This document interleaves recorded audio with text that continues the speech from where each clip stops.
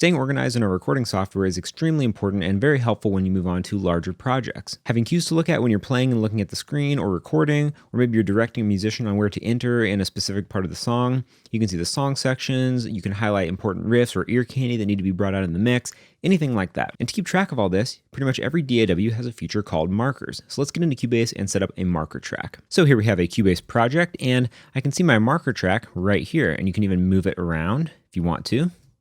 And to create a marker track, all we'd have to do is click Create Track, and we can go and create marker. So here we could have marker. And you can actually create more than one marker track and then move them around to different parts. So this is really handy and pretty flexible. So I'm just going to stick with this one marker track for now. And there are a couple different types of markers that we can create on this track. So over here we have these small ones, which are just normal markers. And we can move these around. And if you want to create one, you can hold Option and just click, click, click.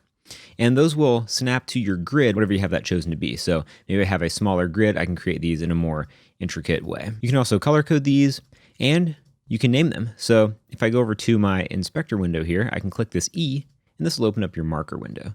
And so here you can see a bunch of these different things. So for the normal markers, like these small ones, we will see those without brackets around them. The brackets are these cycle markers, which I'll get to in a moment. And then in the description, we can double click and we can name. So we want to name it Section 1. And then we can see over here, we have number 1, Section 1. We can do that for any of these normal markers, whatever we want to name them. Maybe we want to add guitar. So we have on our number 2, we can have this add guitar at that point. Cubase takes this a step further with these cycle markers. So basically what these are, you can see in these two lines, these two brackets, that would be the cycle that is within that marker. So if we want to create a new one of these, we can click Command and we can drag on our marker track, and within that area will be a brand new cycle marker. And we can color that just like anything else. You can also name cycle markers. I have this one called verse, the next one chorus, and bridge. And these are just things I like to keep up here in a template sometimes and have them easy to drag around if I want to. So let's look at a little bit more advanced use of these cycle markers. So if I drag this one, say to this chord progression, then I can drag it out. So I have my verse, and then maybe I have my chorus over here. So there I have two sections of my song.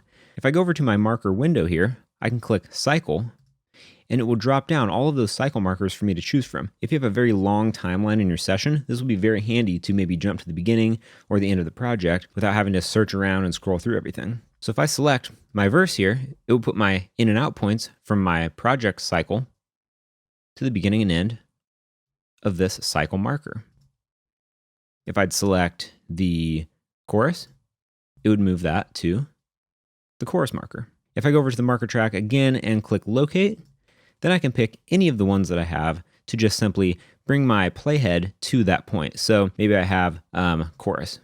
I can bring the playhead there. If I want to locate the bridge, you can click that and it brings the playhead to that point. You can also go over here in your inspector, and if you click this little arrow, it will take the playhead to whatever marker you're pointing to with the arrow. You could also open up the marker window by clicking that E, and then you can do the same thing there. See how my playhead is jumping around there. So there you have markers in Cubase. It's a very simple thing, but a very useful thing to know about in Cubase and any recording software for that matter. If you have any more questions on markers, just let me know, and I'll see you in the next lesson.